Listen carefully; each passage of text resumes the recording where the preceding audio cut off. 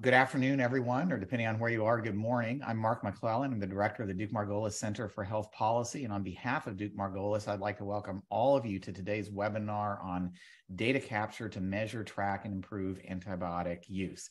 Before we begin, a quick but important thanks to our team at Duke-Margolis who organized this webinar: Nicholas Harrison, Derek Rapista, Ethan Chupp, Luke DeRocher, Marianne Hamilton-Lopez did a tremendous amount of work with many of our panelists and others in putting this together.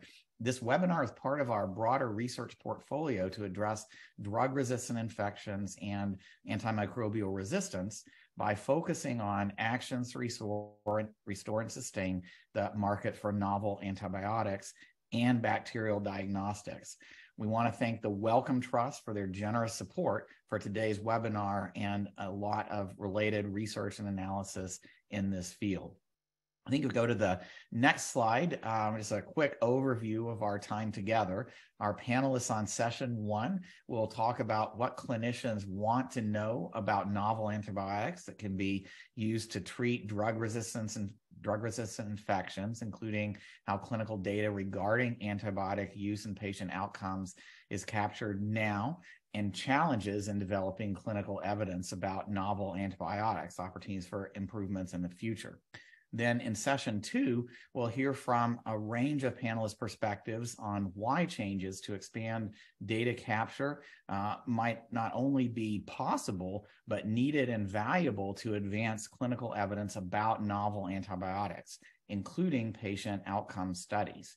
This will include discussion, for example, of actions that policymakers could take to support the capture of data that's needed reliably and could be most valuable for addressing some of these outcome issues, and how pull incentives like those in the proposed Pasteur Act for novel antibiotics might be designed to support data capture that advances both surveillance of antibiotic resistance and the clinical evidence on the impact of these novel antibiotics. This is an issue that's come up in the context of Pasteur, and that there are limitations on how much can be known about novel antibiotic effectiveness prior to approval and use in actual practice. So we're glad to have you with us here, and we'd like to use our time to be as engaging, interactive as possible. If you do have questions, the Zoom Q&A function should be at the bottom of your Zoom. Is a good way to submit them. I should say both questions and comments.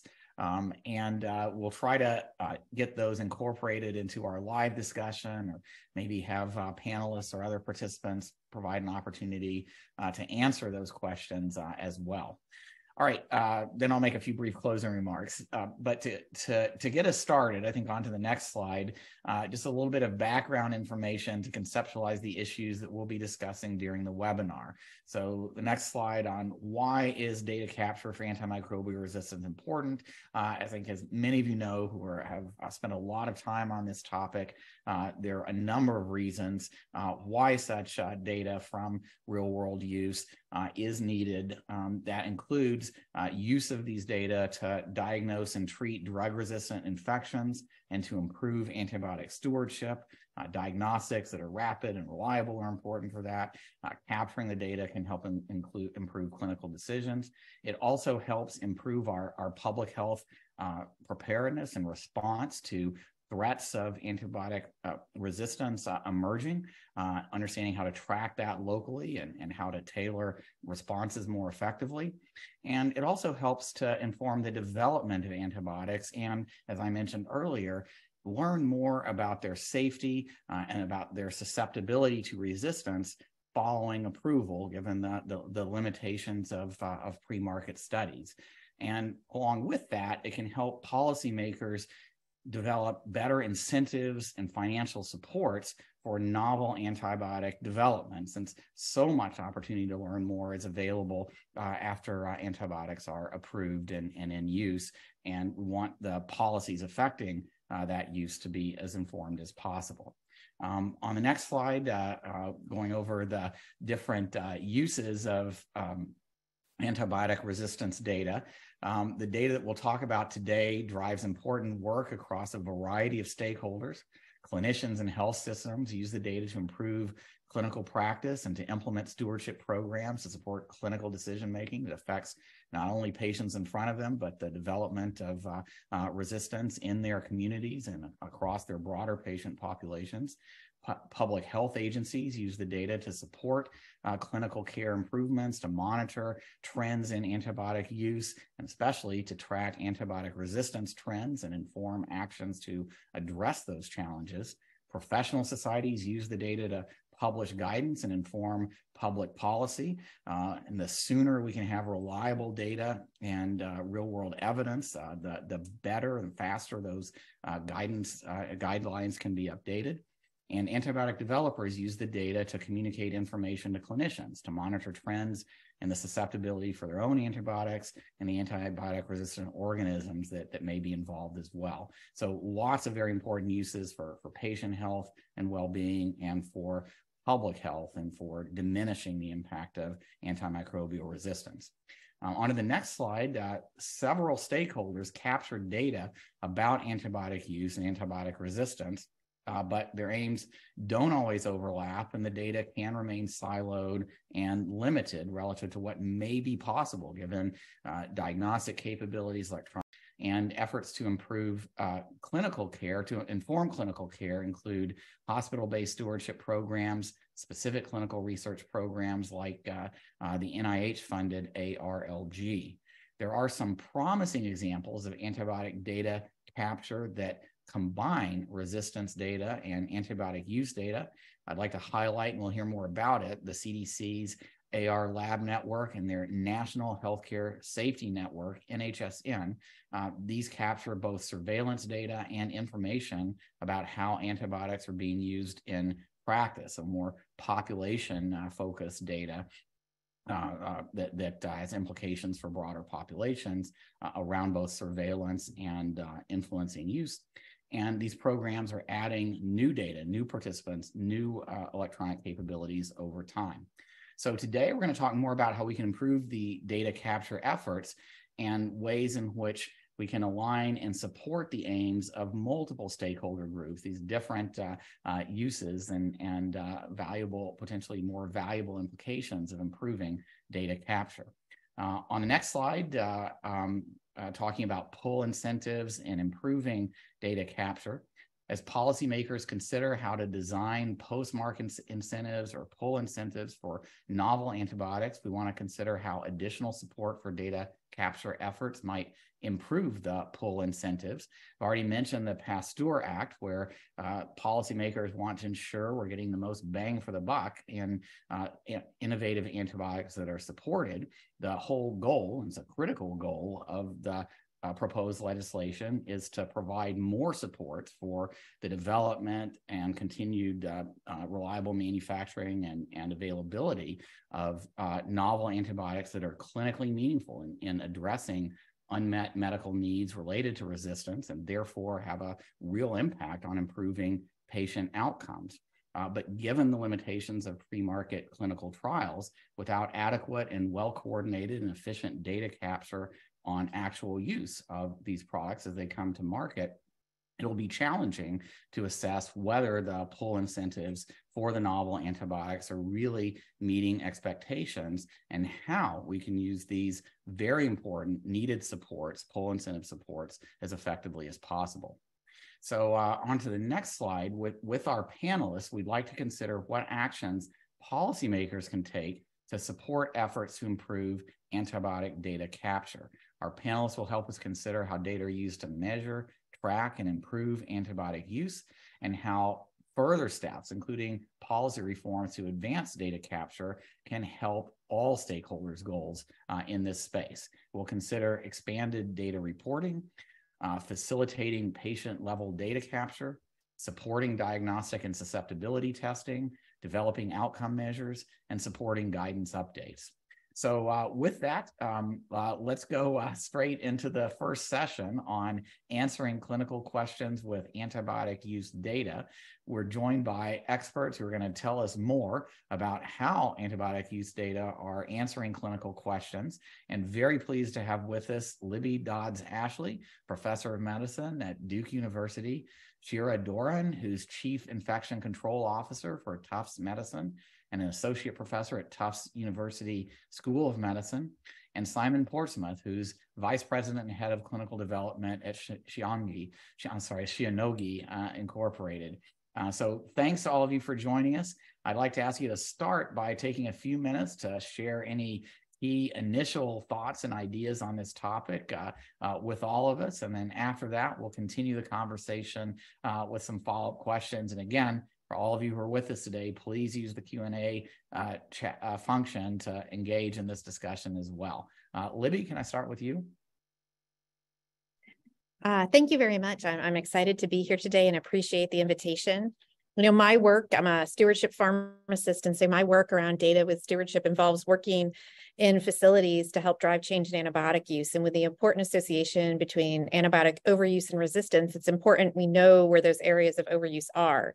But traditionally in our hospitals, we could get data on our own antibiotic use, but it makes it very difficult to find outlier areas of use because, for example, is it fair to compare my cardiac unit with my pulmonary unit?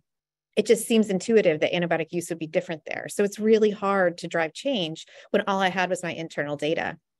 When we compare like versus like outside of our facilities, though, we can get more meaningful data.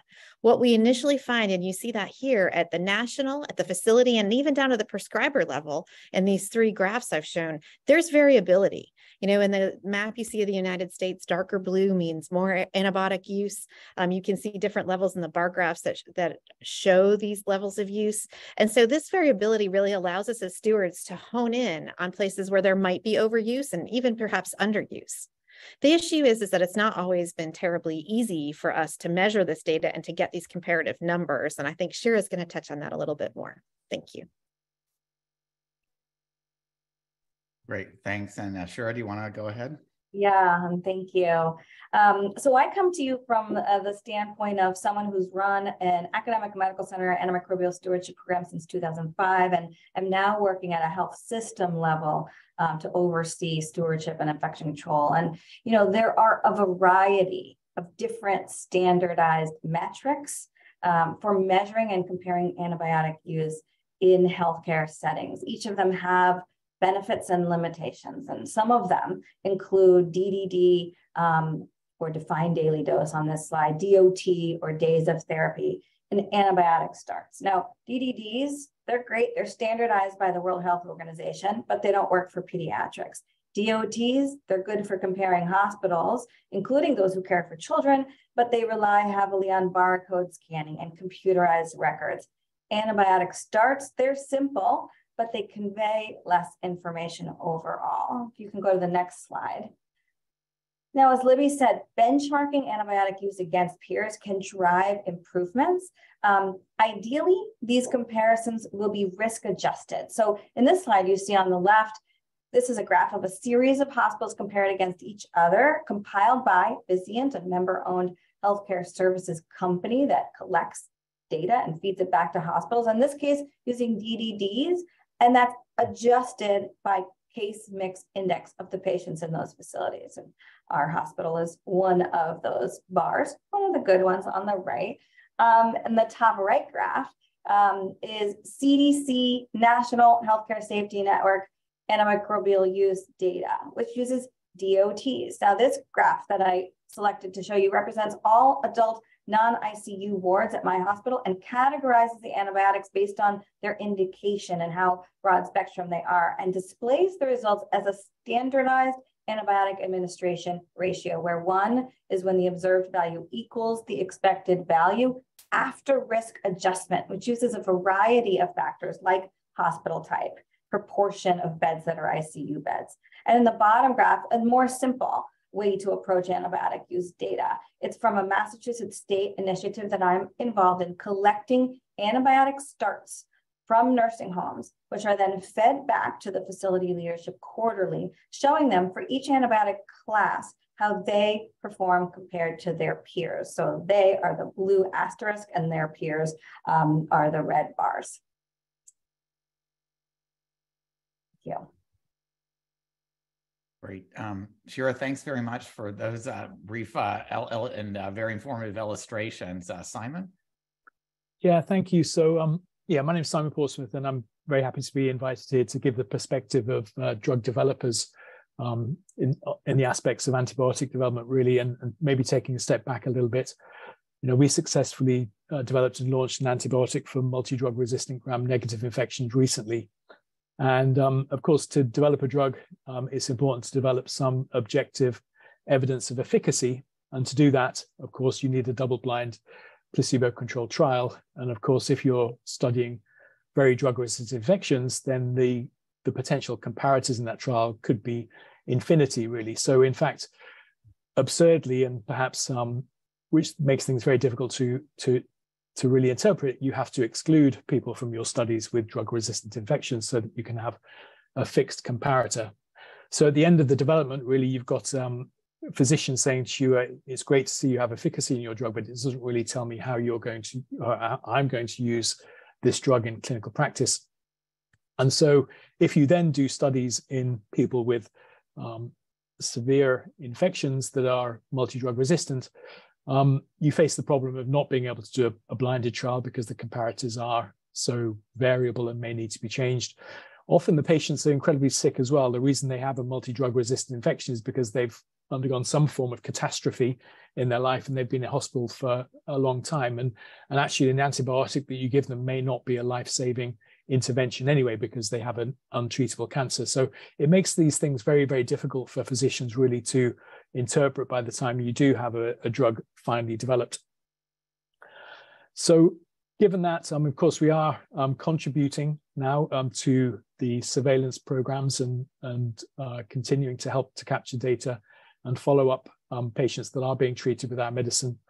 What we've really seen over the development is that there was this unmet need. You know, during early development, we had lots of requests for compassionate use of the medicine. And clearly there was objective evidence that these people had absolutely no alternative medicines available and so needed this medicine on a compassionate use basis. And really that continues to be the case. For a drug developer, of course, this means that you're developing drugs for a very limited market. And so, you know, the difficulty with that, of course, is why the Pasteur Act is really so important. Just one final point about diagnostics as well. I mean, things are getting better with the synchronization of approval of diagnostics at the same time as the approval of the drug, but there used to be quite a lag time. So the drug would be approved and then it would be maybe some years before a diagnostic was available. So that caused complications. And one last plea really, I think, is that we're facing severe problems with trying to get the drug approved for children and very long development programs, especially for neonatal patients who are really an unmet need here, very high mortality in neonates, but really these are the individuals who are going to be waiting the longest for drugs because the development process is just so prolonged and they have to wait the longest. So working with agencies like IACT has been very important for us to try to highlight this discrepancy. But thank you for the opportunity to talk. Thanks very much, Simon. That's a very concise summary of some of the both challenges and maybe opportunities for better support through data for novel antibiotics, which are very much needed. And maybe let me pick up there with a follow-up question to the group regarding data on novel antibiotic use. So Simon touched on a number of areas, effectiveness against particular kinds of resistant organisms, especially in complex patients, evidence on effectiveness in children. What are the kinds of questions that you're seeing from clinicians related to the effectiveness of novel antibiotics and interpreting diagnostics and the like that are currently difficult to answer, and where you see some maybe the most important opportunities for further progress and for further data capture? And would like to hear from all of you on this. I'm not sure who wants to go first. I guess I could go back to Elizabeth or Libby. Sure. Thank you. You know, I think it's such a relevant question when we get a new drug in the field to be able to go out and use it. You know, as already has been discussed, we don't have all the diagnostics we need to use it. And so I think one of the problems we struggle with is we can't study drugs the way we want to use drugs, as has been said. And so really having the ability to do susceptibility testing, or perhaps having the ability to test our isolates in the microlab to tell why we can't use existing agents would be a tremendous step forward. You know, we are still sometimes implementing current testing breakpoints a decade after they're defined. And that's just too long for us to wait for those diagnostic tests. And sometimes that's at the large academic medical centers. You know, there are a lot of hospitals that don't have that academic medical center status and the resources of those laboratories. And so we need the diagnostics. And then we also need, you know, not only in the patient populations that were discussed, but in the patients with resistant pathogens, which tend to follow some of those immunocompromised patients. But we need the tools to best dose them, because sometimes the dosing regimens aren't even necessarily practical, or how we dose the drugs in the real world. So I think in those areas, it's important. So if we could get in tandem some data on how to use them, and also tell clinicians that the patient that you wish to give this agent to, it makes sense to, that's really what we need to deploy them effectively. Great. Thanks, Shira. Yeah, I mean, particularly in the world of antibiotics for resistant gram-negatives, a new antibiotic comes out. We have this small collection now of antibiotics for the most resistant bugs, and you ask yourself, how does this new one fit in the context of the ones that are already out there and the ones that I'm already using? Given that it's really only been used in clinical trials, there aren't a lot of real world data, and there are never a lot of real world data. Some of the ways we think of, and of course they all have nuanced differences, but how will that play out in the real world, in our patients, in our medical center? And some of the ways that we approach that are, we save bad bugs in a freezer. And when there's a new drug on the market, we pull out the bad bugs from the freezer, and we see if the new antibiotic is better in vitro for our bad bugs than the antibiotics that we already have. But that's the worst bugs, and that doesn't really necessarily reflect you know, how we might use it, say, empirically in patients before we have culture results, for example. The other big question that comes up is, you know, do we put this antibiotic on a formulary and keep some par level of it in our pharmacy for the hopefully rare patient that will need it, with the possibility that we'll actually have to waste this really expensive drug when it expires? Or do we keep it off formulary and call for it when we need it, which means it could take 24 to 48 or 72 hours on a weekend to get it for the patient that needs it, which is not good for that patient that needs it. And if it's not on formulary, will anybody even ever think about it and use it? So these are all the considerations that we go through. A lot of questions. Simon, things you'd like to add? I know you already gave some examples before. I think the other thing to add is, you know, it was mentioned about the diagnostics, and, you know, we have sometimes seen discrepancies in even the breakpoints that are in the label and the breakpoints that we see are relevant actually in clinical practice and in the patients that are seen as well. And so that may really inhibit some prescribers from using the medicine because they think that it's not meeting the breakpoint. But in fact, you know, we can show from compassionate use data or the more complicated patients that the drug may be effective. So I think that's an additional barrier. So a lot of good examples of where there are important clinical questions where we'd like to have better data and ability to develop better evidence in this challenging set of issues related to AMR use. Maybe if I could go to Libby and Shira for this, how do the hospitals and the other organizations that you've worked with, you've talked about them, capture clinical data on antibiotic use and patient outcomes now? Are those goals meeting the goals of these, or can these data be modified, built on to address some of the unmet needs that we've been describing? Great question. I think it can be built. You know, I think right now we're sort of in the infancy still, or maybe the teenage years of measuring our antibiotic use, where we have use. So our hospital data is at the unit or the facility level. But I think what prescribers really want is, when I give this drug to the patient, what is that outcome and what are the toxicities of it? We don't have that yet. We're working on it. There are a lot of really smart people doing a lot of research on this, but it's those sorts of patient level outcomes that we need to help us, because it has been alluded to, when we bring a drug to market and we have studies in skin and soft tissue infection where we don't necessarily need these broad drugs and we want to conserve them for patients with resistant infections, but we don't know what happens in those patients. And so we're really left to theorize or rely on a one patient experience at a different institution. And so being able to more universally tie patient outcomes to the drugs that we're giving them to treat these resistant infections is essential for us to move the needle on this. And Shira? The problem is that really understanding outcomes requires chart review, which is time consuming and has to be done by somebody who's expert enough to interpret a chart. And so, until we have really good AI, I think, that can figure out how a patient really did and was it due to that infection and how was it impacted by that drug, it's really hard to collect that data on a large scale outside of clinical trial. And unless you pay somebody to do that and give people the protected time to do that, we have a hard time. So, we might do something called a medication use evaluation. We might take a day or a week or a month or a year and look at all the patients who received a certain medication and see what their outcomes were. And that's a time consuming activity. But we do that when we really want to try to better understand for our own patient population how a drug is working.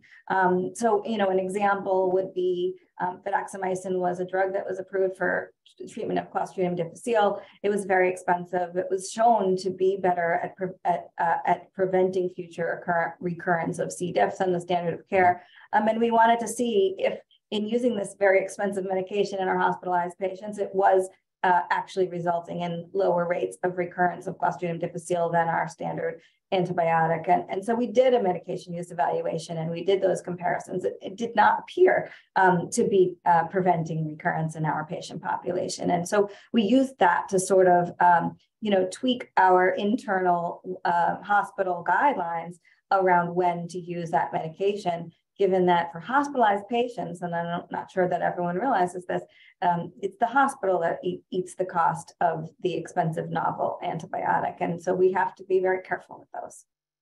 Yeah, so I appreciate the efforts that you're taking, like in this C. diff example that you mentioned. But as you said, right now, at least, that takes a lot of kind of manual effort on top of the electronic records to capture the information you need, the data you need accurately, link it together with the outcomes.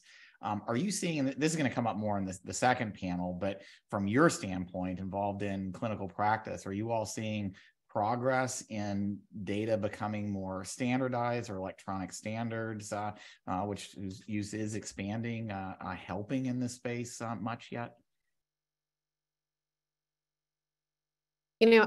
So that's really interesting. I think there are standards that are out there, but I feel like in my experience, what happens is as soon as we bring them to an institutional committee, everybody wants to customize them, and explain why we are different. So that there are certainly efforts being made, and I know that we're going to talk a little bit later about our NHSN data submission, but that's a standardized format of data. That's why having a national database and having hospitals now required to eventually report in that, we can have like versus like antibiotic use data to really make true comparisons. But I think, unless it's standards like those that were required, I think we do run into this. And I don't know, Cher, if you have similar experience, but every time we sit down to talk about something, maybe the way we have to extract the data, or maybe if you're doing an MUE, individual interpretations of what quote unquote appropriate or optimal might be. So we don't yet have that perfectly in the world of AR. Yeah, Shira, your thoughts? Yeah, no, I agree. I mean, I wouldn't say we're at a place where there's a standardized approach, or even where most facilities would have the resources to do any of this. I'm the chair of the Antimicrobial Stewardship Centers of Excellence Subcommittee of the IDSA. And today we actually had a meeting of the leadership from our committee with the IDSA's Quality Improvement Committee and the Clinical Affairs Committee. And we realized that all of us are very interested in a number of things, including developing quality metrics for infectious disease, but also as it relates to this, developing or enhancing our experience with electronic health records so that we in infectious disease can get out of the electronic health records what we deserve to be getting out of them, considering how much money our healthcare systems are spending on them. And many of us have had the experience of purchasing an expensive electronic health record system and then realizing that it doesn't do what we think one should do. And so I think that is advocating for that, working together as disparate groups with unified goals for things like that, for the electronic health records to give us data that we need for some of these initiatives is probably the way forward. Great, and I'd like to come back to that, but first let me turn to Simon for maybe a discussion of some of the similar kinds of issues, but from the standpoint of innovative antimicrobial product developer. You all are required to conduct some post-market studies. You've talked about a number of areas where post-market evidence would be really helpful. Can you talk about how are those studies going? Where are there challenges? What are the biggest challenges in carrying them out, where additional data collection might be helpful? Yeah, I mean, there are certainly challenges when we try to use hospital databases, because of course there's no standardization in the way that data is collected, and the outcomes may be very difficult to determine really. So you do need really a systematic way of collecting and predefining the way that you're going to collect data in actually a study. You need to do a post-approval study where you have defined endpoints and follow patients up like that. So, it is possible to do, but it does, of course, add to the burden for your development costs for a medicine that is very limited use and is, you want to restrict use as much as possible. So, but it is possible. And you mentioned standardization. I mean, hearing from Libby and Shira, both of them talked about shared goals across multiple uses. We've been discussing on the session in my opening comments. In terms of getting more progress on adopting standards, a lot of healthcare organizations would like to see more standardized data. On the other hand, and Libby, you talked about customization. They want to make sure that the standards aren't burdensome and aren't getting in the way of the issues that they like to use the data to address. Can you all, maybe ask for all three of you to comment on this? Where do you see sort of the best opportunities for answering the kinds of questions that we've been talking about in this session to help drive a practically useful push to more standardization?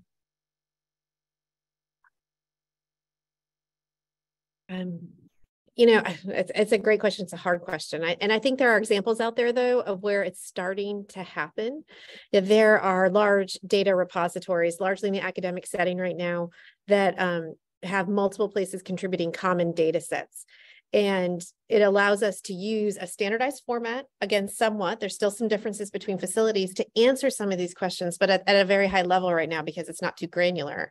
But the reality is, at the end of the day, there are granular databases because every one of these electronic medical records is being used to fuel the reimbursement and payment system for these patients. So somebody knows what's happening to them at some level. And so to merge those together, I think would be very useful.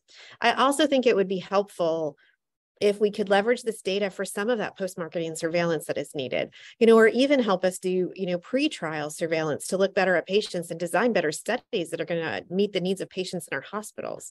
Because if you think right now, because of the resources in most hospitals just can't do that manual data capture for these post-marketing studies, a lot of that comes from a very select patient population. But we know from our experience in our community hospital network that a lot of those hospitals use these new agents right up front. And so if we could merge those, academic pursuits and the billing data systems in a way that we could leverage the data pieces we need, I think one, it'd give us a more complete picture of how drugs are being used in the US and also tie together some of those outcomes. It's not going to be perfect tomorrow, but if we could start moving towards that. And I think to do that, we need kind of movement on all levels. We need the FDA to help us and accept some of that data. We need the facilities to be willing to a little bit more standardized and perhaps incentivize. We saw when facilities are incentivized, all of a sudden electronic health records became very possible. So I think there are possibilities, but we really, what I don't want to see is us having, 3 different systems come up, one for developing new drugs, one for tracking drugs, and one for monitoring outcomes of drugs, because I think that will be too cumbersome for us. Thanks. Shira, Simon, a comment you'd like to add? Well, I'll just go back to the electronic health record companies, which are, for-profit, high earning. And I wonder if there's an opportunity for regulators to get involved and demand that they be thinking about at least and start developing the ability to do some of this work that we need done. I'll also throw out a question back to the others, which is, we know that we are a country without a unified health record, and that there are many countries out there that have a unified health record. And is there any country in which this is working better than ours? Simon, I appreciate your perspective on this general topic, but if you have any thoughts on what you're seeing since you're working across multiple countries, any good models out there too? Yeah, I mean, sometimes countries with a socialized health service, such as United Kingdom, may have better, more unified data collection, and certainly that may be a good model. But if we do all still need to agree on what the outcomes we're going to be measuring are. Mortality may not be the ideal one in this patient population, and clinical cure may be very difficult to determine unless you have a standardized definition for this. So still some work to be done, but I do agree that some regulatory input would be really helpful. Mm-hmm. Well, let's talk about a couple of ways in which those incentives might come. I got a question from one of our participants about this too. But let me start with the PASTEUR Act. That act is, as you all know, requires sponsors of eligible critical need antimicrobials to identify, track, and publicly report on patient outcomes. Based on what we've been talking about, it seems like there would be some challenges in doing that. Are there ways in which some of the opportunities for progress in data collection, maybe incentives or standards that could go along with PASTEUR implementation could help with getting those kinds of questions addressed? I think from my point of view, yeah, I mean, it's going to be a big undertaking really to collect the data. And although we are doing this in a systematic way now, it is going to be selective to certain hospitals that are willing to help us with that data. So it's not universal. So it will help, but we're trying to do it without this at the moment. Yeah, and that hospital by hospital approach, as we heard from Shira and others, can be pretty burdensome and hard to generalize. Shira, Libby, any thoughts you all? I know you all have been thinking about this a lot too. Yeah, the only thing that we've talked about a little bit because we are a hospital network is, perhaps there are some ways to be more creative on data sharing around these requirements. So, if there was a way, we already have study monitors coming in. If we were doing a prospective clinical trial, we would have people from industry in reviewing our medical records and checking up on the accuracy of what was collected. Might there be some way that we could, through the regulations around these new requirements, if they should pass, have a way to go ahead and include in that data sharing freedoms that would allow us to get help in collecting that data. I think that the hospitals are very willing to provide the data. They want to contribute the data on new drug use. They just aren't resourced for it. So if there's a way to meet them, that might be one potential solution. Admittedly, lots of regulatory hurdles around it, but it would really increase the yield of the work that industry is doing, and also decrease the frustration on the sites that are just already resource limited and now being asked to provide additional information on these very sick patients that are already a tremendous use of resources once you have one of these resistant infections. Yeah, I was thinking the same thing. I don't know how you get around the conflict of interest issue, but we do grant rights to, say, public health officials to come in and audit us on a variety of metrics, and they are allowed to access our electronic medical records and look at specific patient records for various outcomes. And so again, we don't have the resources to do it, but should we be asked to grant access to electronic health records to an outside entity that is being compensated for the time that it takes, that is possible. I do think, though, artificial intelligence may be, the way to go with this in the future, as things evolve. Yeah, you mentioned artificial intelligence earlier. I'd like to come back to that, but sticking with your concept of maybe relying on a third party to help conduct these studies and trying to get to more standardized data in some other areas of coverage of innovative technologies. CMS, Medicare in particular, has done coverage with evidence programs where essentially they'll pay for the technology. And as you mentioned, at least in a hospital setting, their baseline is no or limited additional payments, maybe through a new technology add-on payment for part of the cost of the antibiotics. But could something like a registry approach that comes with some limited payment help with this? And would that have to be a large-scale, costly program? So I'll be honest. Shira and Libby, so please go ahead. Yeah. Yeah, so I think many of these registry programs exist, and industry has done this where they will compensate, but I'll tell you the logistics of bringing those in, honestly, almost like these new tech add-on payments where there's a paper process, it requires someone to do something, you have to find the right person in the business office. Most of us can't get that through. And the same is true to bring in these registry studies, because we have to bring them through our IRBs and we have to have a contract available to take the funding and then a dedicated way to deal with it. And then the overhead from it doesn't trickle down to a way that makes it very worthwhile or even feasible. For me to bring in a registry study for us, it would take a member of our staff to dedicate time to getting that through. We can't just simply start giving you the information on the drugs, rightly so, and on the patients who received them. So, and Shira, I know we've talked a little bit about this. That's what makes it so hard. And that's why I think we need some novel mechanisms to navigate that additional data. Shira? Yeah, agreed. And of course, it's only even possible in an academic medical center. And so it's not necessarily even going to be representative of the real world. Mm-hmm. So I have a couple of questions from our participants, maybe going in somewhat different directions. One asking, kind of following up on your comments about electronic records, at least in this space, not doing what we'd ideally like them to do, providing easy access to standard, reliable information that could be used in a registry or some of the studies that you described that you all want to conduct and that maybe are needed for industry post-market studies too for novel antibiotics. So one question is, should this be, are there ways in which essentially electronic records could be required to have or have incentives to produce these data in a standard way more reliably? And I guess the flip side of that is concern about standardization from another participant. Standardization should be the prerogative of professional societies, not of government regulators, essentially. Any thoughts in our last couple of minutes about these issues in trying to get to more standardized, useful electronic record data?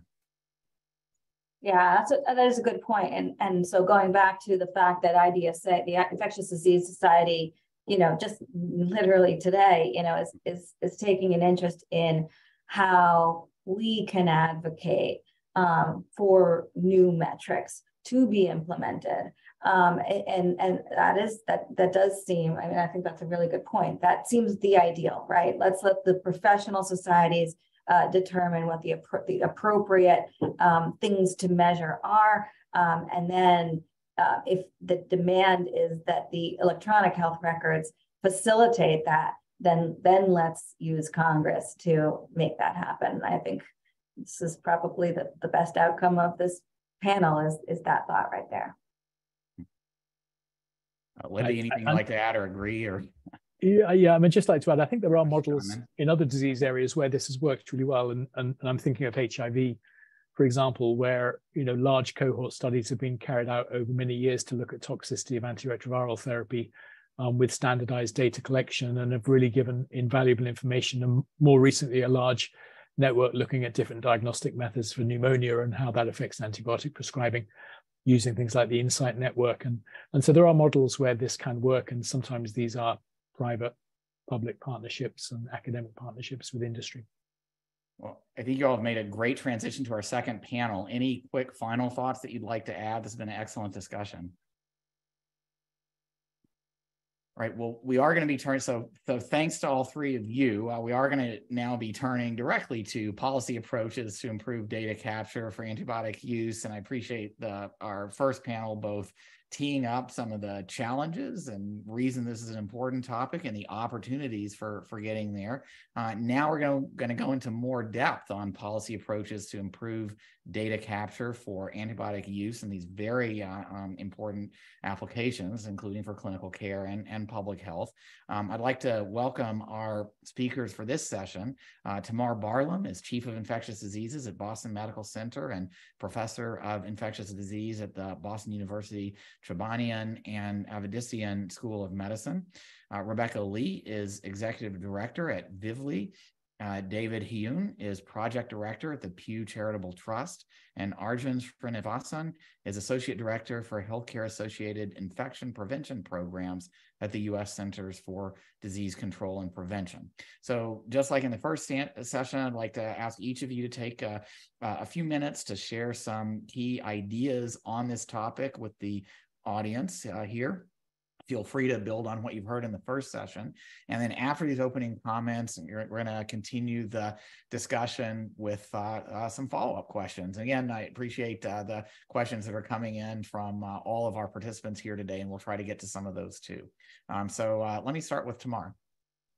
Thanks. It's a pleasure to be here. And I think a lot of my work has been done by Libby and by Shara.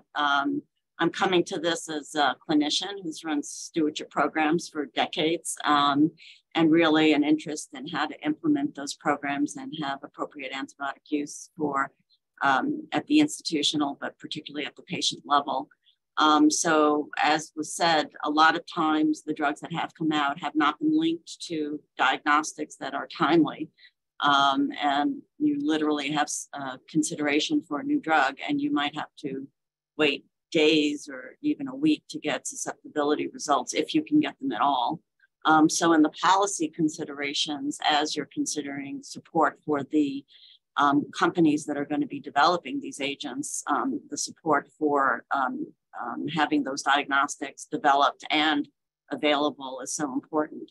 I think also a drug is not, as we know with sepsis, with the most, common bacteria, the sooner you can treat someone with sepsis, the more likely your drug is going to show that it's effective. And so I think you're putting new agents, if you will, at a disadvantage the longer that it takes for you to have a practical way to recognize that a patient is a good candidate for that agent and to use it in a timely way. It's going to affect the outcomes. And if you're not able to do it, you're going to bias the results against that agent because the patients are already too much into their infectious course or into their sepsis pathway. So that's something that I'm very interested in and how the policy implications are going to be addressed. I work at a safety net hospital. I think that Shara mentioned in particular that not every site is the same in terms of resources and what they're able to provide. And it's for non-academic rural hospitals, but even for academic, but safety net hospitals, we're constantly struggling with resources and really being asked to be too much. I would say COVID also burned out a lot of people and affected a lot of staffing, particularly permanent staffing. And I think that that's another thing, being asked to cooperate with giving data back. That's going to be very important to recognize that we really do need a system that anytime you use these agents, it has to go into some kind of repository or registry where you're really able to monitor how the patients do in terms of side effects and outcomes. So I think I'm going to stop there and defer to my other panelists. Yeah, thanks, Amar. On that last comment, you really like the data to go into a repository where it can be used for the kinds of applications you've described, but given the stresses on the workforce right now, that needs to happen in a way that's not burdensome and clearly worth whatever effort is involved on the part of staff. So thanks very much for those opening comments, Rebecca. Thank you so much. I'm delighted to be here. I think I have two short slides just to illustrate my points. Just to get started, in the middle of 2022, the nonprofit I lead is called Vivly, a center dedicated to sharing of health data. We launched the AMR Industry Register with generous funding from Wellcome. And the purpose of this register was really to implement a unified platform where public health bodies and researchers could request and access high-quality industry antimicrobial susceptibility surveillance data for individual clinical isolates, and then use the data for further analysis. So researchers are now asking really interesting questions of this data, alongside many of the objectives that Dr. McClellan outlined in your introduction, including detection of trends in multi-drug resistance over time, informing national and international policy, and advancement of antibiotic stewardship, as well as modeling of future resistant trends. So what we're seeing is that antimicrobial susceptibility surveillance programs conducted by industry are really mandatory, as described by Simon in the previous panel, in compliance with various regulatory agency, EMA requirements, FDA, for commercial approval of novel antimicrobial agents. So in addition, post-approval surveillance really has to be conducted over a period of years as an essential tool to monitor development of resistance to these agents. So next slide. So these data really come from companies with major antimicrobial programs, including Shionogi, Pfizer, Merck, GSK, Venatorix, and others. So the data sets that we have available in the register include over 900,000 isolates covering about 20 years from 81 countries. We have a number of these from LMICs. And our aim is really to make this data as widely available as possible to researchers and policymakers. So I think I'll stop here and look forward to your questions. Great. Thanks very much for those comments, Rebecca. Next is David. Thank you, Mark, and I appreciate the opportunity to join this panel. So I'm the project director for the Antibiotic Resistance Project at the Pew Charitable Trust, and a lot of our work focuses on research and that really is designed to inform policy approaches and the role of policies when it comes to antibiotic stewardship, as well as antibiotic drug development. And we've done a lot of work around antibiotic use, capturing antibiotic use. I think generally, to the question of, do policies have an important role in improving the state of our antibiotic use capture? And I'd say absolutely. And I think the most recent example is the about to go live CMS rule for reporting antibiotic use and resistant data into NHSN. And that's been, a culmination of work that a lot of stakeholders have put into to try to make, make that standardized reporting process a reality. I think the main consideration when we're designing these kind of policy solutions around antibiotic use is to be very specific on the intent of that policy that or the goal of that antibiotic use capture. I think our previous speakers, the previous panel has laid out very well, I feel like, the complexities of the data capture, the types of data they're going to need to capture and how they're going to capture that data depending on what the goal of that antibiotic use capture is. If you're talking about surveilling volume of antibiotic use, that's a lot more simpler, relatively speaking, than moving down the spectrum of trying to get antibiotic use data for the purposes of antibiotic stewardship, which then you need to start layering additional data sets to be able to adequately assess appropriateness of use. And then finally, the final challenge is going to be on the trying to tie outpatient outcomes as a direct result of those antibiotic use. And that becomes even more challenging, especially in the hospital patients who are hospitalized. As you heard in the previous panel, that adds a lot of comorbidity and complexities to their clinical status. I think the last thing I'll say too is we largely spoke, you've heard mostly and with good reason about antibiotic use capture in the inpatient or the hospital space. But I do want to put a spotlight on the importance of antibiotic use capture on the outpatient space. Even for the proposed bill, Pasteur, one can imagine that a Pasteur candidate antibiotic could very well be an oral antibiotic that is primarily being prescribed in the outpatient setting. And what I want to highlight here is that there is tremendous amount of difference in the logistics and the mechanisms of capturing antibiotic use data when you're talking about inpatient space versus outpatient space. There are some advantages on both sides, and there are some disadvantages or challenges and limitations that are out there. So I want to also highlight as a specific consideration as policy solutions are continuing to emerge on how we better capture antibiotic use data. Great points. Thank you. And I'd like to turn next to Arjun. Hey, thanks, Mark. And yeah, thanks for including me. Look forward to the discussion. I mean, three kind of quick overarching points. So there's been a lot of discussion about NHSN. And, you know, I think that the availability of standardized risk-adjusted benchmark antibiotic use has been a huge step forward. I mean, this is what the stewardship field and the stewardship experts have been calling for a very long time. And, you know, we have begun to be able to meet that need through the NHSN antibiotic use option of the antibiotic use and resistance module. And that's fantastic, a big step forward. And as has been mentioned on this call, there is now a requirement for all acute care hospitals to begin reporting both antibiotic use and antibiotic resistance as part of the Promoting Interoperability program.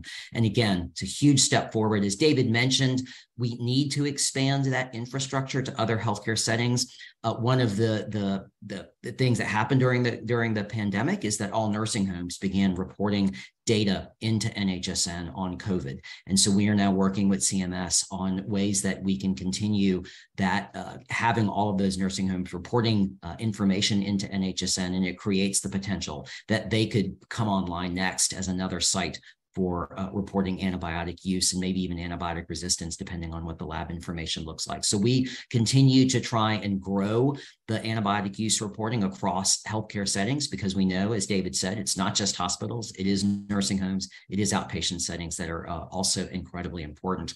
And the other thing that we fully recognize is that volume is not enough, right? Just having an amount of antibiotics is not enough to really help drive and inform quality improvement. So we are working very hard to begin to pair the antibiotic use, the volume information, with other types of information. The first step is, of course, with the resistance information. What can we do if we're able to bring together antibiotic use data and resistance data? Can we find places where there's a lot of use of a drug with very little evidence of resistance that would merit the use of that drug? And conversely, could we find places where they see a lot of resistance where they're not using drugs that are designed to treat those pathogens? And then, finally, what we see is that the biggest step forwards is really to begin to bring all of the power of the electronic health record to bear and develop quality measures, as Shira was saying, ways that we can assess how well people might be using antibiotics. We're taking, again, some steps towards doing that. We recognize that this must be done with electronic measures. And so we're working on digital quality measures that would allow this type of thing. For example, we already have NQF endorsement and are working on launching a C. difficile measure that will bring laboratory results, test results for C. diff together with treatment targeted at C. diff. So you can see potentially doing this down the road for other types of resistant pathogens, for CRE, for MRSA. So we do see the potential, we're not there yet, but the real potential to begin to harness more of the power of the electronic health record, both for measurement and to improve the risk adjustment that we do. And I'll stop there and look forward to the discussion. Great. Well, let's start that discussion right now. And again, encourage people to submit comments or questions to help liven this up further. Maybe I can start with David, you and Arjun on, you both talk about progress in data collection around which antibiotics are being used and indications or infections and the use of that in HSN, for example, in being able to do these risk-adjusted measures of related to appropriate use of antibiotics. are there some gaps or challenges in I know the standards are just getting started. What do you see? Do you see some gaps and challenges in implementation for collecting reliable data on antibiotic use and the clinical indications, starting with hospitals, and maybe we can talk about extending that to other settings, as you all brought up. Yeah, I can go ahead and get started. And Arjun, please feel free to. I'd love to hear your perspective on from the NHSM perspective, especially. Yeah, I think Arjun alluded to it already, that NHSM is still growing in terms of its data capture capacity. And I think that's the direction that NHSM and CDC is doing a great job in trying to expand its data collection capacities and the types of elements that they're trying to collect. I think the indication is the natural next step. And it really gets us, not 100% all the way there, but it gets us closer to assessing even at broad strokes, the level, even at a national and regional level, what the appropriateness level looks like. We've applied that kind of indication-based assessment on the outpatient side research, and we've done partnership with CDC in the past few years, conducting a lot of those research, and it is a little bit easier on the outpatient side because there is existing claims databases out there that we can link. It's still not perfect. We're making some assumptions around the time of visit and the time of prescriptions, but it is pretty close in terms of getting a good sense of why certain antibiotics are being prescribed in the outpatient setting. I think it's a bigger challenge definitely in the hospital side. The complexity of the patients. And I think this is why you see a lot of the research study have these really strict exclusion criteria where they're trying to assess the pure appropriateness of antibiotics by excluding patients with really comorbid conditions, a lot of comorbid conditions and chronic conditions, because the more diagnosis and more chronic diseases and other issues are present at the same time, it is very difficult, even going through a hospital chart of a single patient, to tease out the exact intent of why an antibiotic was prescribed for a given patient. So the indication, it becomes a lot more difficult. And of course, the diagnosis coding, the claims data coding is not as clean on the hospital side as it is on the inpatient side, especially given if a patient is in the hospital for a very long period of time. So that is definitely a major gap. But I'd love to hear what Arjun has to add about where NHSM might be able to fill some of those gaps in the future.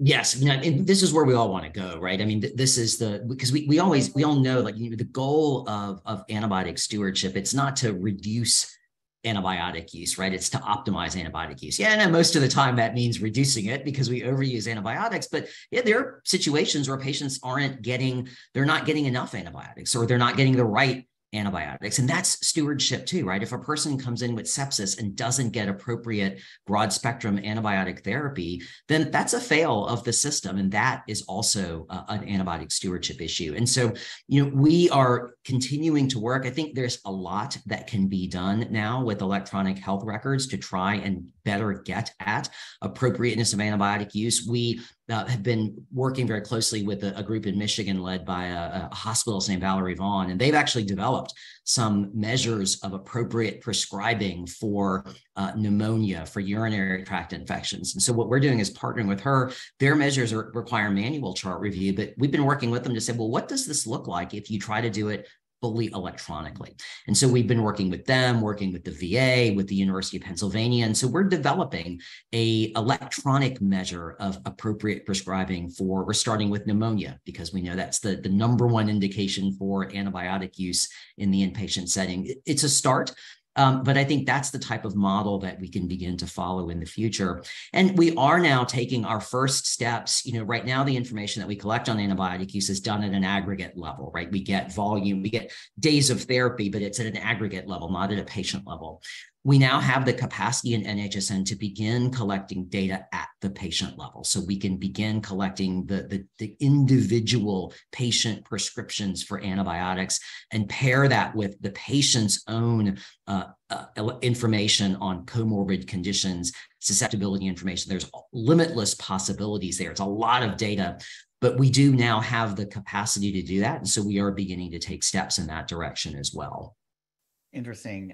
You all also covered outpatient application of these approaches. Maybe Arjun is best for you, but you mentioned nursing homes earlier, and I appreciate the reporting that came with COVID. In some ways, though, that's a bit simpler than what you might need here in terms of the patient complexities appropriate to determine appropriateness. Could you say a little bit more about the path forward for nursing homes? Yeah, I think step one, of course, would simply be, what we're doing right now on the hospital side, which I think is we would want to have volume, right? We need to know how much antibiotics are being used in nursing homes. We'd want to do some risk adjustment and then some benchmarking, right? Because I think that is powerful. It is motivating for people to know, where do we stand? As Libby showed, it's helpful for people to know where they stand compared to facilities like them. And so that, I think, would be a step one.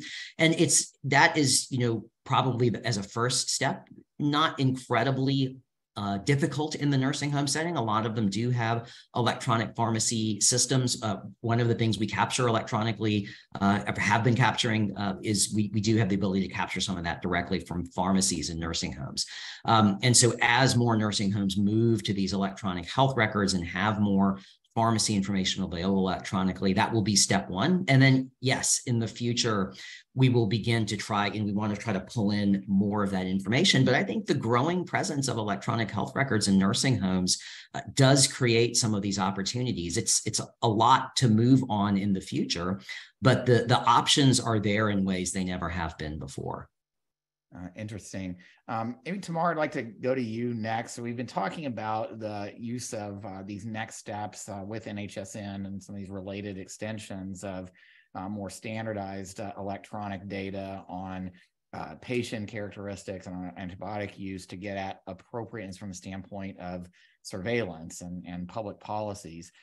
How useful do you think these same kinds of data will be as they become more standardized for quality improvement, performance improvement efforts to get to appropriate antibiotic use? We talked about how a lot of those efforts now are more manual, but it seems like there's a potential for alignment there. So maybe we could start by talking about that, and then just want to add in one more question from one of our participants in the meeting, and this builds on comments that Libby made about maybe some potential AI applications here to help with using well understood standardized electronic data to help guide appropriate prescribing decisions. Can AI help?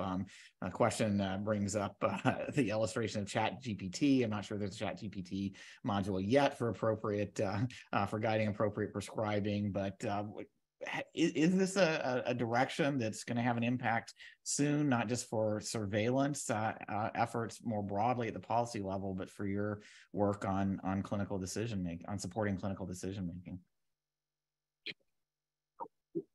Yes, more data is always better, and having benchmarking is very useful. We haven't, at my institution, we haven't actually been reporting into NHSN for the antibiotic use yet. It isn't for every hospital quite as easy to set up as it has been for some other hospitals. But we have been using Vizient, which is another forum of data collection. And the differences there for us is that we're able, with that particular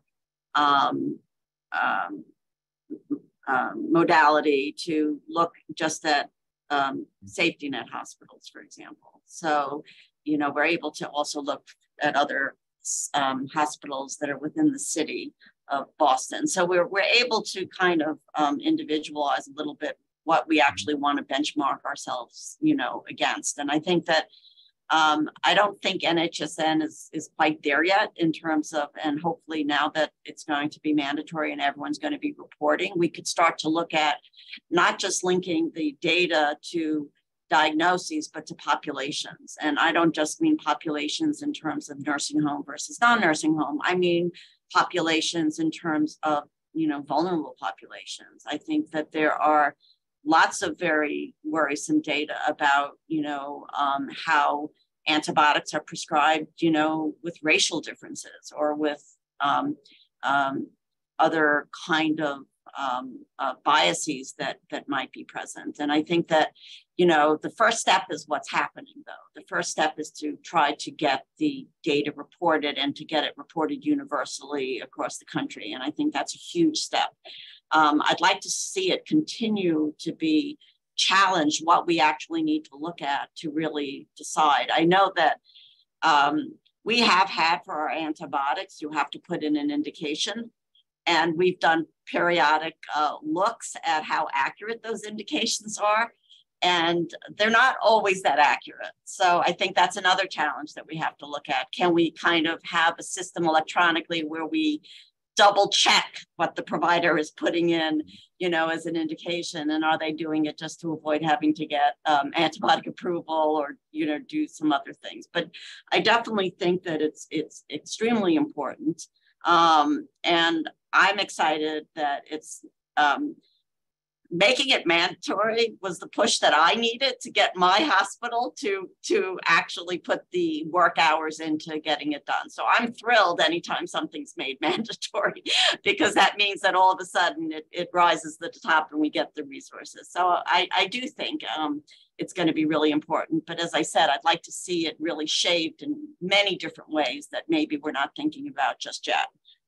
In terms of AI and decision support, I think many decision support interventions have shown that they're quite successful, but it's not the whole answer. And I don't know, some of the things you read about AI are a little scary, actually. So I do think that more approaches in terms of decision support and making better use of the medical record to be more nuanced in terms of giving that advice.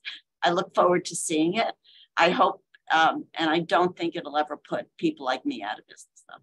Yeah, I appreciate also in the shorter term, your points about making sure that the data are capturing what's intended. You know, the AI recommendations coming out are only as good as the data going in. We've seen a number of cases where problems with data not measuring accurately exactly what they're supposed to be measuring, particularly for underserved populations and the like, can lead to biased recommendations.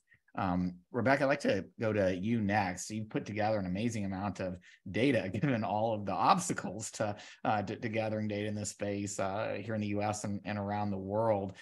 Based on what we've just been talking about, do you see opportunities coming for your organization to have more resources available to support issues like guiding appropriate use, understanding microbial resistance? What's next on the, what do you see as the most promising opportunities given all the work that you're doing to try to improve policies and improve decisions related to antibiotic use? Well, thanks so much for the question. I think it's a really good one. You know, we do hope that the register grows. It's, of course, voluntary to put the data in. And, you know, taking a page from, we're really known for our clinical trial register of data. And I think incentives are always helpful to move more data in. We really hope that this becomes larger and that, you know, and now that researchers have begun to access these data, we really call on other entities who might be interested in stepping forward to contribute or access data to explore this valuable resource.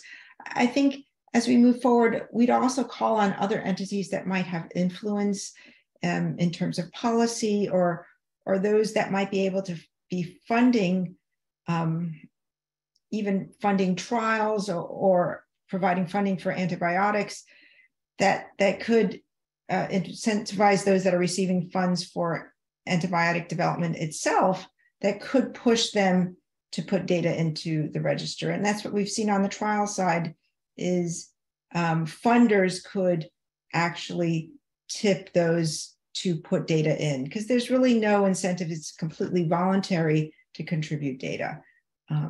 So potentially, for example, BARDA or CARB-X could tie monetary contributions to donating data to the register. So those are things that could be very helpful to opening up more surveillance data to the public. Great. Thanks for those comments. I mentioned BARDA and CARB-X do provide some push incentives, as they're called, for for priority development. Let's talk about Pasteur again, though. The Pasteur Act would direct the CDC to use the NHSN or maybe other systems to assess antibiotic resistance in relation to patient outcomes for the products that would potentially be part of Pasteur. That seems like it could address Rebecca's issue related to incentives. Is this going to work, Arjun? Are there any challenges in adapting NHSN or to do this? Are there other systems or steps that would help?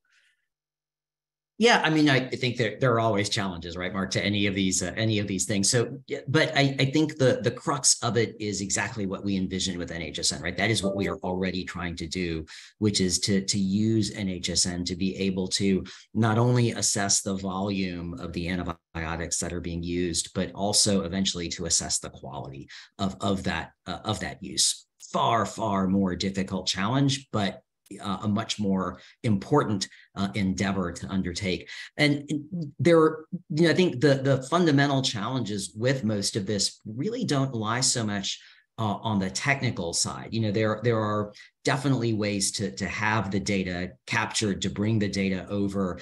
That is increasingly, that's not simple, but that's doable. To me, I think the more challenging side comes with trying to really figure out the how. How do we do this? We're swimming in data right now, but the question becomes, how do we use all of that data to make a meaningful interpretation of whether or not this use is appropriate? Are we risk adjusting for the right things? Is this the best benchmark that we can provide? So I think there is some good research and investigation going on in this space, but we need all of that and much more, because increasingly, I think the question is becoming not how can we get this data and how do we get the information or access to the information? Increasingly, the question is becoming, okay, now you have the information. How are you going to analyze it in a way that's going to produce a meaningful result? And I think that is a much more pressing thing for us to begin to understand. And like I said, there is work going on in that space, but there needs to be an awful lot more. David, would you like to add anything on this topic? So we are getting to better data, but I think there are still questions about how good, how can we get the data to be of sort of appropriate, fit for purpose, quality, reliability for answering these very important but challenging questions. And to Arjun's point, the methods are getting better too. But thoughts you have on this topic? Yeah, especially related to Pasteur. Yeah, definitely. So, we view the role of policy in this particular scenario in two ways. I think we talked a lot about creating incentives and mandates, and that's equally important. But at the same time, it's also, as Tamar alluded to, it's also important to make sure that these policies are supporting the resource-limited settings to meet the requirements and make these policies feasible. So, for instance, as the NHSN requirement that is about to go into effect as part of the interoperability rule, the Pasteur Act specifically dedicates funding for smaller community hospital stewardship programs with the understanding, and this is true, that historically, although it's getting a lot better, the smaller community hospitals and critical access hospital stewardship programs have been lagging in behind naturally because they don't have as much resources to tap into. So that's one aspect of the Pasteur bill that may not be as obvious, but it's there, that there is a resource dedication component to it to try to build out stewardship programs. And there was built into that is the assumption that this will also help with antibiotic use reporting and antibiotic use reporting capacity, even NHSN reporting capacity, because as Arjun alluded to, there is a certain threshold of resources needed for a hospital to build their IT structure to make this standardized data reportable to CDC. So that's one. The second part, I think that the role of policy could also be viewed as facilitating solutions that doesn't necessarily reinvent the wheels completely from scratch, but kind of maybe utilizing and utilizing existing data sources or data streams available. And I primarily look at our work in the outpatient space as an example of this, because we are learning in our outpatient antibiotic, and this is for the focus of antibiotic stewardship, as we try to figure out how do we give data support for individual outpatient providers and practices to the level that has worked so well for audit and feedback approaches on the inpatient or hospital stewardship programs. How do we replicate that? And we realized quickly that there's a lot of the data sources are out there in the payer space. For instance, Medicaid has the data access, has the analytic capacity, because they already have infrastructure built to conduct a lot of these quality measure analysis through managed care organizations or other, payer adjacent entities that are already doing this. It's just that they're not prioritized. The stewardship, antibiotic use has not been prioritized as high as some of the other things have been, as an example. So there is another role of policy where you could potentially utilize these existing mechanisms of data flow and data utilization and translating that data into action. There are infrastructures already in place where you could tap into those and try to facilitate some of the barriers that might be defined by silos of funding requirements to kind of facilitate the data sharing around this to make this helpful. And the last thing I'll add to this is we've heard a lot of comments about the importance of quality measures. The quality measure is sort of the key to that door in many sense, because that's how a lot of the payer space operates right now. If you define a quality measure, then there is a mechanism to kind of create the data collection and the data analytic process through that process. So there is an opportunity to think about it from a quality, making sure we have the right quality measures, both on the hospital side and the outpatient side. Well, thanks. Both very thorough answers from both of you on this topic related to Pasteur. And David, I appreciate your bringing us back to what's the path forward for outpatient implementation of these approaches. Very important as well. You all both brought up, or at least I saw a nodding from Arjun about quality measures that can be tied to reporting and reimbursement for plans and providers as maybe being a key driver going forward. Can you be a little bit more specific about what quality measures you have in mind? So Arjun talked about quality measures related to stewardship. Are there others that at least should be considered? Maybe they're not that far along yet, but that we should be prioritizing for development, validation, and adoption beyond stewardship, maybe for participation in some of these efforts to learn more about effectiveness of antibiotics in the real world, other steps. And this is open to any of you. You know, ultimately, it's like you have something to say. So yeah, I mean, I think but quality I'll turn to measures, everybody else as well. Yeah, I mean, I think quality measures on prescribing are ultimately really key, right? Because that's what we're lacking right now. I mean, I think you heard from Shira, that one of the challenges, and Tamar can speak to this as well if she agrees, but it's a challenge for programs to know is, are antibiotics being prescribed optimally, appropriately, whatever word you like. And so I think quality measures, for example, what the group in Michigan has found is if you begin to assess the appropriateness of prescribing for community-acquired pneumonia and urinary tract infection, lo and behold, it gets better, right? So if you're able to measure that quality, give people feedback, people get better with antibiotic use. And so I think those types of quality measures that can directly measure the quality of prescribing of different agents for different conditions to know if they're in accordance with what guidelines and best practices would recommend, to me, that would be a huge step forward. Yeah, I do want to hear from others on this, but let me push on in your answers.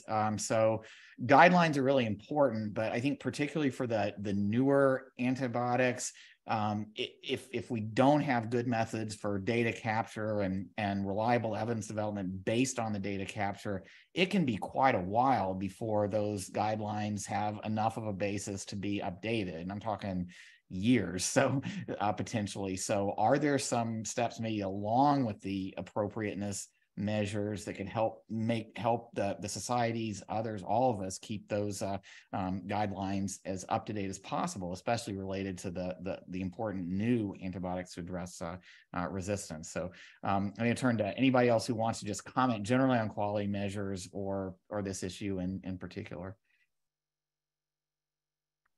Well, I guess I would say that one benefit of quality measures is it scares the hospital into giving you the resources that you need to actually right. do the work. Coming back to that theme, I appreciate it. Right. I mean, I have to, I think the difference in the staffing for my stewardship program now that, you know, stewardship programs are required by CMS, that it's part of the Joint Commission accreditation, that there are, you know, that all these things have really energized, you know, the whole field.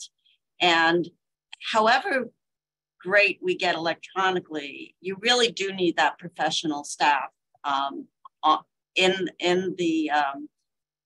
the front lines. And that, to get back to your guidelines, take time, you know, to accumulate the data, to, you know, but the clinical practice is always going to proceed,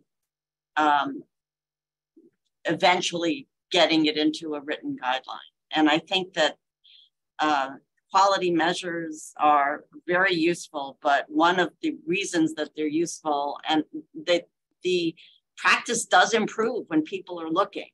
But you know, knowing that people are looking often means that you have to get people, you know, in the trenches who are actually making sure that, you know, these drugs are being used appropriately. And for these newer antibiotics, for these multi-drug resistant infections, to think that you don't need expertise, particularly early on, to really make those assessments is naive. But that's what a lot of these initiatives accomplish, and that's where policy is so crucial. So yes, I do keep coming back to the same theme.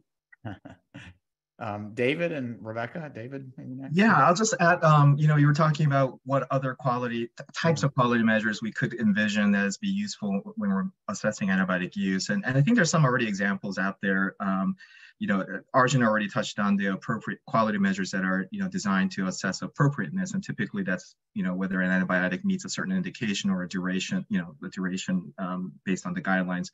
But there are also quality measures out there that are tying antibiotic use to whether a specific diagnostic tool was utilized before antibiotics were used or prescribed. And I think, you know, there's one measure out there that NCQA has, and HEDIS, as part of the HEDIS set, that assesses, you know, was there a strep test was done before an antibiotic was prescribed for that. So, and I think similarly, I think the UTI measure, the Michigan UTI measure, might have a diagnostic component, but I'm not, it's escaping me right now. The one that Arjun had mentioned that was designed for the inpatient side of things. So, tying it to a diagnostic tool would be another, you know, type of quality measure that would be helpful. And then finally, there are just broader utilization measures, and maybe not the level of appropriateness, but another good example, I keep going back to the outpatient side because that's where a lot of our work currently is, but NCQA also has recently created a antibiotic utilization measure for acute respiratory condition visits, all acute respiratory condition visits in the outpatient setting, because research has shown that that's where the, you know, 3/4 of the unnecessary antibiotic use is occurring. So it's another sort of good indicator, you know, red light indicator, that if that quality measure is going askew, then there's very high likelihood that there is plenty of room for improvement in antibiotic prescribing. So that kind of utilization measure may also have a role as we think about, you know, additional quality measures in the antibiotic use space. Thanks, Rebecca. Any thoughts to add? No, I think David and Arjun covered it pretty well. Thanks. We just have a couple minutes left, so this is going to be lightning round. I wanted to, we've covered some of the questions that came up from our participants, but several of them that are still out there kind of relate to the quality, reliability, and the content of the data collection requirements coming in under these policies, you know, some of them about how they're collected, but maybe just to summarize that, any final thoughts given where we are now on data collection requirements and incentives to support and other supports for those? What's the biggest gap? Where would you like to see more or more reliable data collection go next, given the priorities that we've talked about? And maybe just a quick top line from each of you on that. Arjun, do you want to start? Yeah, I think it's expanding to other settings, the nursing homes and the outpatient settings. Tamar, you seem to like these requirements. So, well, yes, I do like the muscle that it puts behind it. I think it is, I'd love to see it proceed to tie to the clinical outcomes, you know, as Arjun was saying. I think that that's going to be a big part of seeing the utility of getting this use data. Yeah, that does seem important. And going back to some of the comments that we had from our audience earlier about, well, we want requirements, but they should be guided by clinical expertise. I know Arjun's very familiar with the process for getting the right kind of input, but if there are these unanswered questions about outcomes, and we need to collect outcome data to answer them, you know, hopefully that's an area that that can be accelerated. So thanks, Tamar. David? Yeah, I Arjun and Tamar already picked a good one, so I'll probably go with data sharing if I want, like some kind of a facilitator, maybe not even level on a mandate, but some kind of policy that really incentivizes data sharing so that we don't have to keep creating new data sources or data sets each time. Great. And Rebecca? Yeah, I would have to say, I mean, this is always my big one is, you know, clear incentives for data sharing is going to be an important one to move us forward. Great. Well, you all have covered a tremendous amount of ground. We didn't get through all of the audience questions, but thanks for the lively chat contributions. We tried to get to as many of them as possible. This is a really important topic. And on the one hand, it's been very informative to hear about the practical challenges in additional reliable data collection that's fit for purpose for so many uses related to addressing antimicrobial resistance, from encouraging appropriate and early diagnosis to helping guide decision-making for individual patients, to helping with these public health goals around improved surveillance and innovation goals around driving and supporting the development of antimicrobials that don't just look promising when they're approved, but really are able to demonstrate their effectiveness based on more reliable real-world evidence collection and practice. Very important for past stewards. So we're grateful for all of you for joining at this important part in the journey towards a more effective policies and supported by more effective data and evidence on antimicrobial resistance. This is an area where we will be continuing to do work at Duke-Margolis in collaboration with a wide range of organizations like those represented here today. We're going to take the ideas, the directions discussed here and incorporate them into our future work. So stay tuned. We're going to have more events like this and more coming from Duke-Margolis. But for right now, special thanks to our panelists for driving such a good discussion, our team at Duke-Margolis for helping to bring it all together, and all of you for participating and adding to it as we try to make progress on addressing the growing challenge of antimicrobial resistance. Thank you all very much and have a good rest of the day.